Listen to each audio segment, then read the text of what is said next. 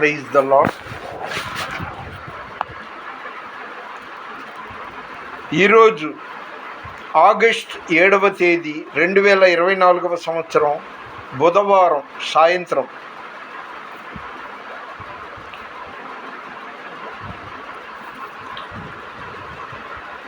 పెద్ద చదువులు చదవకూడదు, అతిగా నిద్రపోకూడదు, అతిగా తినకూడదు. ఇలాంటివి పరిశుద్ధ గ్రంథంలో మనకి పాత నిబంధన గ్రంథంలో లభిస్తుంది. అవునండి,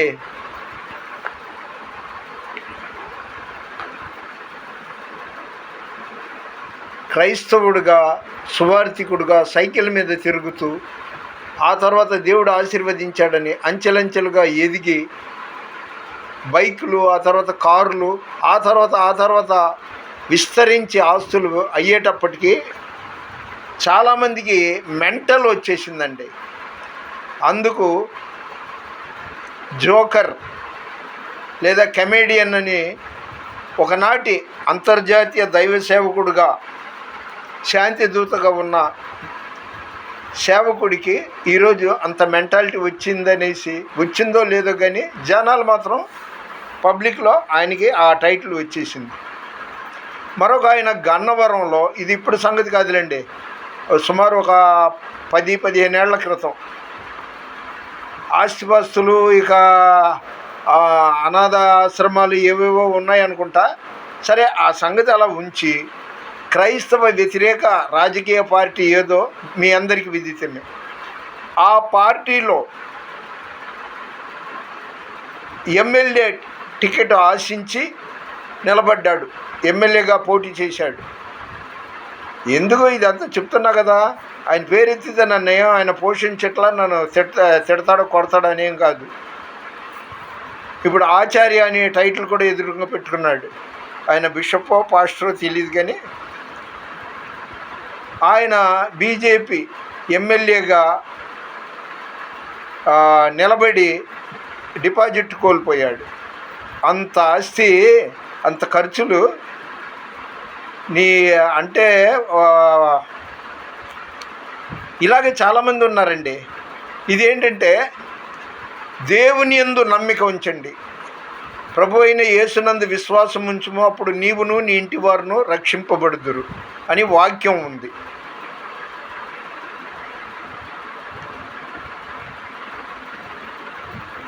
ఈ సువార్త మూయబడన్, ఈ సువార్త మూయబడన్, వాక్యమే కరువగును, వాక్యమే కరువగును. యేసు రాజుగా వచ్చుచున్నాడు, భూలోకమంతా తెలుసుకుంటారు. క్రైస్తవుడా మరువవద్దు ఆయన రాకడా, క్రైస్తవుడా మరువవద్దు ఆయన రాకడా. కనిపెట్టి ప్రార్థన చేసి సిద్ధముగా ఉండు పాట ఉంది. చాలా ఆ పాటల అర్థం నిదానంగా మీరే ఆలోచించుకోండి. నేను ఇంతకీ మీ ముందుకు రావటానికి మహాభక్తుణ్ణి లేదా అద్భుత క్రియలు చేస్తానని లేకపోతే అంతర్జాతీయ దైవజనుడిని ఏమీ కాదండి, అదేమీ లేవండి నాకు. అయితే ఆది యందు వాక్యం ఉండెను, వాక్యము దేవుని యొద్ద ఉండెను, దేవుడే వాక్యమై ఉండాలి. ఆ వాక్యాన్ని నువ్వు విశ్వసిస్తే, వాడెవడో అరటిపండి ఇస్తే పిల్లలు పుడతారని, వాడెవడో టచ్ అనగానే సమస్యలు తీరిపోద్దని వెళుతున్నారు. అలా వెళ్ళమాకండి. యాకోబు 4:7-8 వచనాల్లో ఉంది, దేవుని యొద్దకు రండి, అప్పుడు ఆయన మీ యొద్దకు వచ్చును. అపవాదిని ఎదురించుడి, అప్పుడు వాడు మీ యొద్ద నుండి పారిపోవును. క్రైస్తవులకి కష్టాలు వస్తాయండి, సమస్యలు వస్తుంది. శోధన సహించువాడు ధన్యుడు అనేసి వాక్యం కూడా మనం చదివి ఉన్నాం. అయినా సరే సూచక క్రియల కోసం పరిగెడుతున్నారు. వద్దండి, వద్దు. ఎందరో కమ్మవారు, రాజులు, రెడ్లు, ముస్లింలు, ఇంకా అనేక బ్రాహ్మలు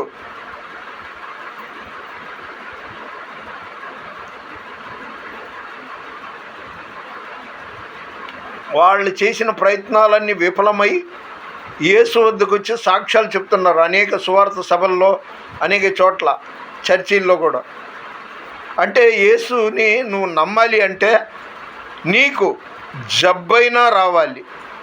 అది ఎన్ని హాస్పిటల్ తిరిగినా కూడా అక్కడ స్వస్థత దొరకనప్పుడు, లేదా నీ డబ్బైనా పోవాలి.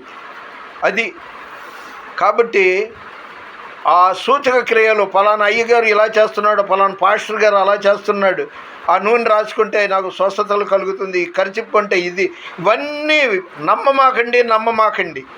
గోతికాడ నక్కల్లాగా ఇప్పటికే క్రైస్తవ వ్యతిరేకులు ఎవరిని మింగుదనా అనేసి బురద జల్లటానికి రెడీగా ఉన్నా. ఆల్రెడీ మన వాళ్ళు తప్పే, నేను ఒప్పుకుంటున్నా. ఈ నా కొడుకులు, అవును నేను దైవ సేవకుడినే, 76 ఏళ్ళ వయసు వాడినే, అభిషిక్తుణ్ణి. అయితే ఈ నా కొడుకులు ఏంటంటే శుభ్రంగా ప్రార్థన చేస్తూ, వాక్యోపదేశం చేస్తూ, అనేక ఆత్మల కోసం ప్రార్థన చేస్తే ఎంత బాగుంటుంది. లేదు, నన్ను నేను హైలైట్ చేసుకోవాలి, నాకు 2 కొమ్ములు ఉన్నాయి, ఓ తోక ఉంది అని అనాలంటే ఏదో ఒకటి చెయ్యాలి అనుకుంటూ బయలుదేరారు. వాని క్రియలు చొప్పున ఇవ్వటానికి ఆయన దగ్గర జీతం సిద్ధంగా ఉంది. కాబట్టి నా ప్రియమైన క్రైస్తవులారా, ఇంకా క్రైస్తవేతరుల్లో కూడా కొంతమంది ఫలానా పాస్టర్ గారు ఇలా టచ్ అనగానే దరిద్రం పోద్దంట, టచ్ అనగానే మలబద్ధకం పోద్దంట, ఇలాగ అనుకుంటూ వెళ్తున్నారు. వాళ్ళందరికీ నేను చెప్పేది ఏంటంటే, ప్రభు అయిన యేసునందు విశ్వాసం ఉంచుము, అప్పుడు నీవును నీ ఇంటి వారును రక్షింపబడుదు. ఫెయిత్ అంటే విశ్వాసం. నీవు విశ్వసిస్తే ఖచ్చితంగా జరుగుద్ది. అయితే దీనికి ఓర్పు, సహనం కావాలి. రోమా 12:12 చదువుకోండి. దేవుడు వాక్యం ద్వారా మాట్లాడేది అనేది నిజం. యేసుప్రభువే స్వయంగా మనతో వాక్యం ద్వారా మాట్లాడతాడు. ఆయనకి పేదరికం అంటే ఇష్టం, ధనవంతులంటే సదభిప్రాయం లేదు. వాళ్ళ గురించి ఆయన ఫేవర్గా ఎక్కడ మాట్లాడిన దాఖలాలు లేవు. ధనవంతుడు లాజరు, ఆ ధనవంతుడి పేరు ఏంటో మరి అక్కడ రాయలేదు. లాజరు అతను ఒక ముష్టివాడి కంటే హీనంగా కురుపులతో ఆ ధనవంతుని ఇంటి బయట ఎంగిలి రొట్టె ముక్కలు తింటూ బతికాడు. అలాగా ధనవంతుడు, నువ్వు గొప్ప ధనాన్ని సంపాదించవు, పేరు ప్రతిష్టలు ఇంకా ఇంకా ఇంకా ఇంకా రావాలి అనుకుంటే నీ కర్మ. అతిగా ఏది ఉండకూడదనేసి పాత నిబంధనలో ఉంది. కాబట్టి క్రైస్తవులారా, క్రైస్తవేతరుల్లో కూడా కొన్ని వాళ్ళకి సమస్యల పరిష్కారం కోసం ఇలాంటి వాళ్ళ దగ్గరికి వెళ్తారు. మీరు ప్రార్థన చేసుకోండి, మోకరించి ప్రార్థన చేసుకుంటే ఇంకా మంచిది. ఎవడు ఇందాక అన్నాను కదా, ఈ నా కొడుకులు అన్నాను, ఎందుకంటే వీళ్ళందరూ దేవునికి వ్యతిరేకమైన వాళ్ళు. లోకము నుండి మిమ్ములను వేరుపరిచితిని అని యేసు ప్రభువు చెప్పాడు. ఇదంతా ఫేక్. ఇంకొకటి అంటాడు, యేసు ప్రభువుకి ఉన్న గుణగణాలన్నీ నాకు ఉందని. హైదరాబాద్ వాడు పెద్ద దరిద్రుడు, మంచి పీక్లో ఉన్నాడు అన్నమాట. వాడు ప్రవక్త అంటాడు, లేకపోతే అపోస్తులుడు అంటాడు, ఏదో అంటాడు. ధనవంతుడు పెద్ద స్టేజీలు కట్టి ఆయన నీడ పడగానే నాకు మేలు జరుగుద్ది, స్వస్థ జరుగుతుంది, అలాంటివన్నీ నమ్మమాకండి. చర్చికి వెళ్ళండి, ప్రార్థన చేసుకోండి, మెలకువగా ఉండి ప్రార్థన చేసుకోండి, ఎడతెగక ప్రార్థన చేసుకోండి. కొన్నిసార్లు మనకి జవాబు దొరక్కపోతుంది. దీనికి ఓర్పు కావాలి, సహనం కావాలి. ప్రార్థన చేసేవాడిని సాతానుగాడు ఏం చేస్తాడంటే కొన్నిసార్లు శోధిస్తాడు. అయినా సరే శోధన సహించేవాడు ధన్యుడని ఉంది. మీరు దయచేసి అలాంటి వాటికి వెళ్ళకండి. ఇది నా వేడుకోలు. ఎందుకంటే ఈరోజు వీడియో చూస్తుంటే చాలా భయంకరంగా ఇవే క్రిస్టియానిటీ మీద దుమ్మెత్తి పోస్తున్నారు, వంకలు పెడుతున్నారు, తిడుతున్నారు. అంటే ఇందులో వాస్తవం ఎంతో కొంత ఉంది, నేను ఒప్పుకుంటున్నాను. ఇలాంటి వాళ్ళంతా చాలా. వాడు రాధా మనోహర్ దాస్ గాడంట, వాడు విచిత్రమైన కామెడియన్. వాడు ఏవేవో అవాకులు చవాకులు పేలుతుంటాడు. బైబిల్ ఏమంటుందండి? సృష్టికర్తని పూజించండి, సృష్టికర్తని మొక్కండి. సృష్టిని మొక్కొద్దు. మరి పాముని, తేళ్లని, చెట్లని, రాళ్ళని మొక్కడం ఇలా చెప్పుకుంటూ పోతే చాలా ఉంటుంది. యథార్థవాది, ప్రజా విరోధి. అందుకని దయచేసి మీరు చర్చికి వెళ్ళండి, వ్యక్తిగతంగా మోకరించి మీకు జవాబు వచ్చే వరకు ప్రార్థన చేయండి. సమస్యలు ప్రార్థన ఎక్కువ చేసేటప్పుడే వస్తుంటుంది. అయినా సహనంతో, ఓర్పుతో రోమా 12వ అధ్యాయం 12వ వచనం చదువుకోండి, అప్పుడే వస్తుంది. ఇదంతా ఏంటంటే దేవునితో ఎక్కువ సమయం గడిపే వాళ్ళకి 1వ కీర్తన 1వ వచనం నుండి 3వ వచనం చదువుకోండి. ఖచ్చితంగా అతడు చేయునదంతయు సఫలమగును. మీరు ప్రయత్నం చేయండి. అంతేగాని అప్పనంగా ఇన్స్టాంట్గా అప్పటికప్పుడే మీకు హీలింగ్లు జరగాలి, మేళ్ళు జరగాలి, చెవిటోడికి వినికిడి శక్తి వచ్చింది అని ఆయన దహించాగ్ని, ఆయన పేరు కూడా ఎత్తుతున్నాను, దహించాగ్ని థామస్ గారి పద్ధతి నాకు ఇష్టం లేదు. డాడీ అంట బైబిల్ ఆయన మరి ఎంతవరకు చదివాడో కానీ ఆయనకి తెలియాలి, దేవుడికి తెలియాలి. ఆయన్ని అందరూ డాడీ డాడీ డాడీ అని పిలవాలి. ఇది ఎక్కడ తలనొప్పి అండి? ఇది కేవలం హైలైట్ చేసుకోవటానికే. చెట్టు పేరు చెప్పి ఆ సామెత జ్ఞాపకం చేసుకోండి. కాబట్టి దయచేసి యేసు అంటే రక్షకుడు, ఆ మాట నువ్వు నమ్ము, లోతుగా నమ్ము. నమ్మకపోతే పోని వదిలే, నీకు ఇష్టమైన చెట్లు పుట్టలో వాటిని మొక్కుకో. అలాగే మెలకువగా ఉండి ప్రార్థన చేయండి. ప్రార్థన అంటే దేవునితో మాట్లాడటం. అనుభవంతో చెప్తున్నానండి, యెహోవా మర్మము ఆయన యందు భయభక్తులు గలవారికి తెలిసేయున్నది అని 25వ కీర్తనలో ఉంది.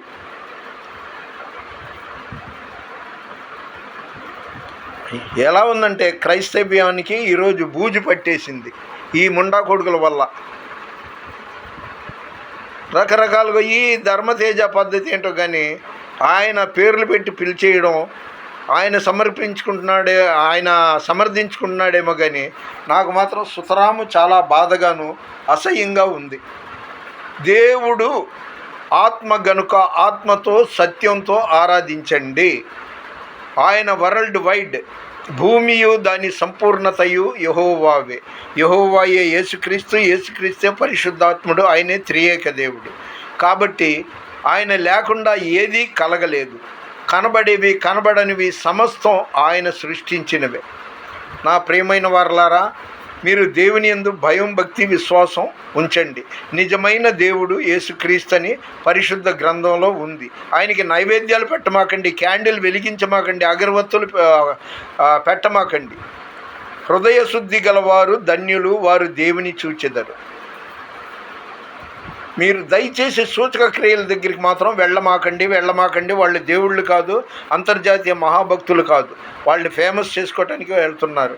మరొక్కసారి చెప్తున్నాను, ఇప్పటికే గోతికాడ నక్కల్లాగా ఎన్నో క్రైస్తవ వ్యతిరేక శక్తులు చంకలెగరేసుకుంటున్నాయి. ఉన్న వాస్తవం మరి నేను కూడా కొంత ఒప్పుకోలిగా, ఈ సేవకులు అనే పేరుతో ఈ దొంగనా కొడుకులు చేసే కార్యక్రమాల వల్ల క్రైస్తవ్యానికి బూజు పట్టింది. ఇంకా ముగిస్తున్నాను. హే ప్రభు యేసుదేవా, నీవే కదా నిరీక్షణ, కరుణతో కవరవా, నీయందే నా నిరీక్షణ. దివ్య నాదాదీన రక్ష, పాపములన్ పరిహరించు.